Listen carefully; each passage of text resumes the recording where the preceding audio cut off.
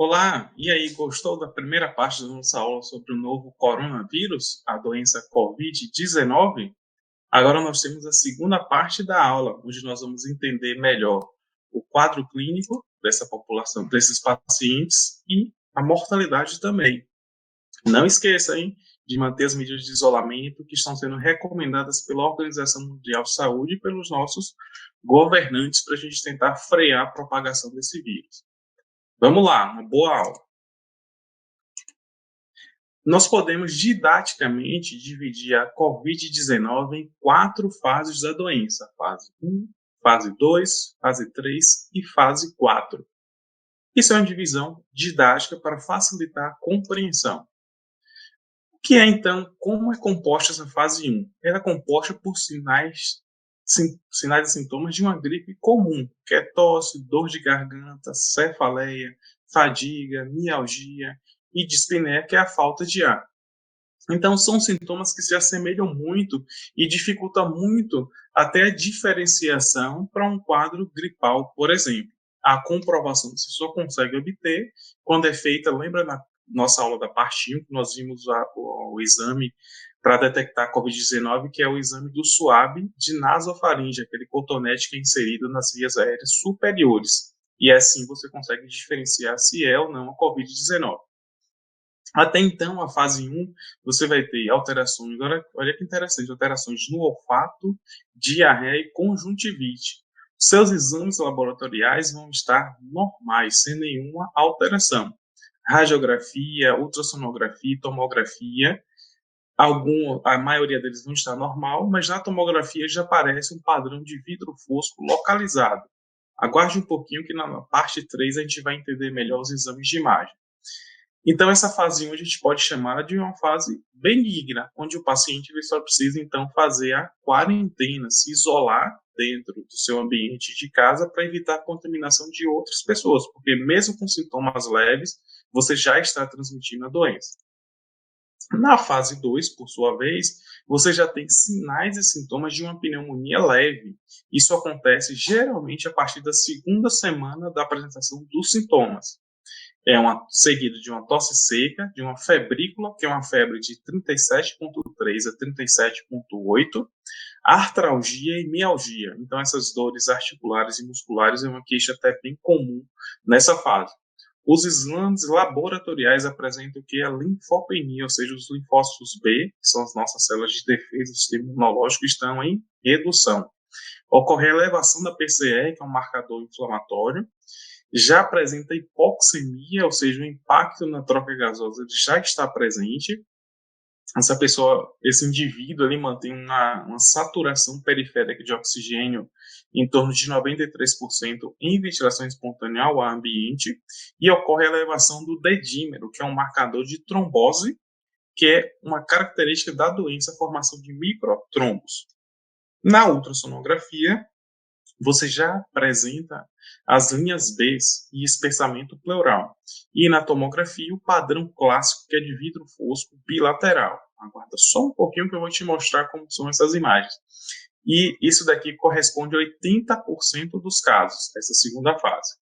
Na fase 3, você já tem uma resposta inflamatória mais acentuada, que acontece basicamente aí do 8º ao 10º dia após o início da doença.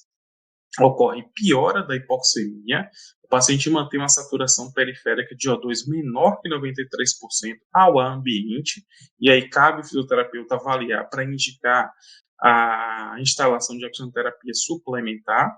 O paciente queixa de dispneia, de tosse, a febre já é maior que 38 graus e ele apresenta-se taquipneico, com a frequência respiratória maior que 30 respirações por minuto.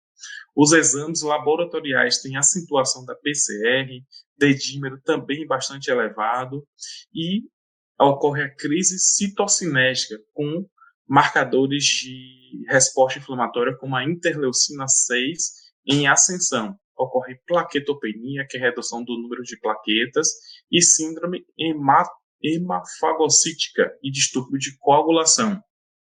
Os exames laboratoriais na radiografia, ultrassonografia e tomografia têm a presença do vidro fosco, com delineamento e acentuação de linhas B e infiltrado periférico, podendo ter consolidações e derrame pleural localizado.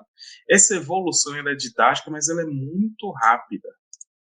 E a última fase é a fase 4, onde o indivíduo evolui para insuficiência respiratória aguda, choque séptico e disfunção de múltiplos órgãos e sistemas, onde quem chega nessa fase, a mortalidade é muito alta, cerca de 70% a 80% dos pacientes que chegam na fase 4 morrem. A gente vai ver quais são as causas que levam ao óbito, né? E toda essa fase da 1 a 4, ela pode acontecer de 9 a 11 dias para atingir esse estágio, né? Nesse estágio, né, o indivíduo ele tem piora das trocas gasosas. Nessa condição, ele está entubado em ventilação mecânica. E vai ser um fator que vai agravar muito para favorecer a mortalidade também. A ventilação mecânica ela vai salvar vidas, mas ela também pode propiciar lesões pulmonares, que a gente vai ver na quarta aulinha de hoje, o impacto da ventilação mecânica na população com Covid-19. Nessa figura, a gente mostra muito bem a divisão de fases. Então, a gente tem uma fase viral, inicial, e aqui você tem, em verde, as bolinhas em verde, nós temos as células linfócitos B, que eu falei que o paciente tem o quê? Linfopenia, ou seja, a redução dos linfócitos ela é gradativa, desde a fase 1 ela vem reduzindo. Os linfócitos T também em redução gradativa. Marcadores inflamatórios estão em azul. Olha a inflamação, os mediadores inflamatórios como só aumenta à medida que a gravidade das fases ela avança.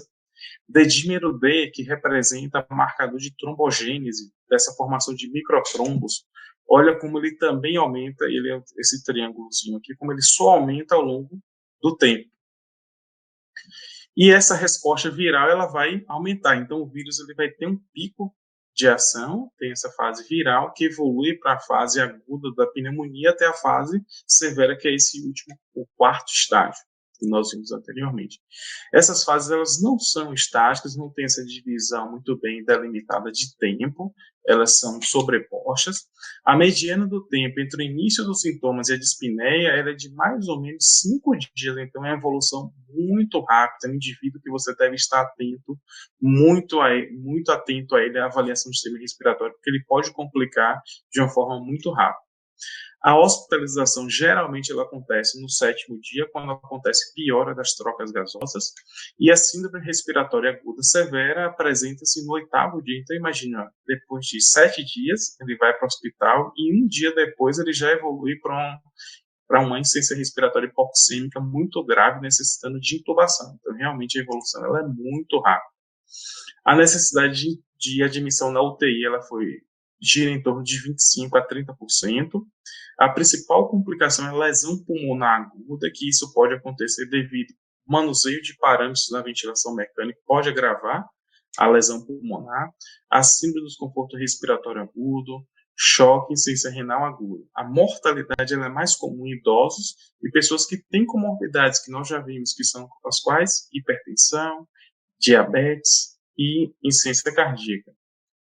A taxa de mortalidade em adultos hospitalizados variou de 4% até 11%, e estima-se que a mortalidade geral varia entre 2% e 3%. O que causou a morte desses pacientes? Né? A principal causa de morte, 53%, é a insuficiência respiratória. Em 7%, a principal causa foi o estado de choque, principalmente uma miocardite fulminante, então o comprometimento do sistema cardiovascular. A insuficiência respiratória mais o choque somadas equivale a 33% da causa de óbito e outros 7% são causas desconhecidas. Então é importante frisar que a população idosa que tem comorbidades como insuficiência cardíaca, hipertensão e diabetes, ela tem fatores que favorecem a maior gravidade da Covid-19. A insuficiência cardíaca ela estava presente de 14% a 40% dos pacientes que foram internados no hospital por esse estudo chinês. Hipertensão também girou em torno de 14% a 30%, e a diabetes de 10% a 19% dos pacientes que estavam no ambiente hospitalar tinham a Covid-19. sendo que os pacientes idosos na UTI com comorbidades, como hipertensão, diabetes, tinham uma mortalidade maior, de 17% até 38%. Felizmente, muitas pessoas têm se recuperado, né? Essa recuperação ela se inicia da segunda até a terceira semana, e a mediana de duração da internação hospitalar, naqueles que se recuperaram, foram de 10 dias, mais ou menos. Então, requer uma média de internamento até considerável. Segue mais algumas dicas de referência bibliográfica e bons estudos. Vamos lá para a parte 3 da aula?